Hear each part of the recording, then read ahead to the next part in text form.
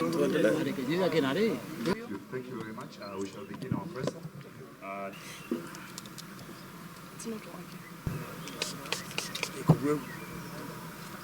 Na sisi sote tumejionea wakati ameingia kwa hiyo kiti, amani ambayo ikuwa Nairobi imerudi.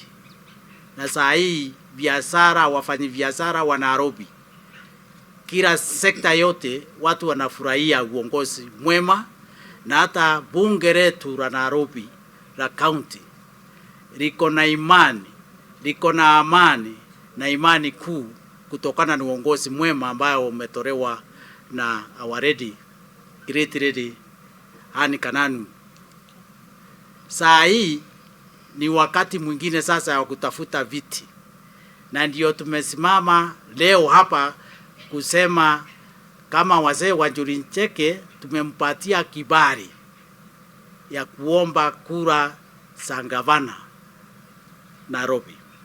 Nikakumbuka wale wazee wetu wale, lazima nirudi nyumbani niwaambie mimi na mpango ya kusimama 2022, na nikawaomba tafadhali mkuje tule pamoja, munipatie baraka kama mama na kama msichana wenu, nije nisimame 2022 kama governor wa Nairobi.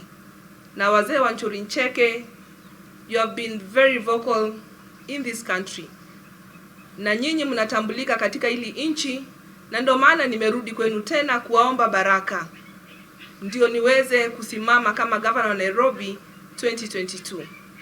Na nimesema ni asanti sana, nimepokea baraka zenu, na mimi kama msichana ule siwezi watia aibu, na sijawatia aibu na sitawatia aibu.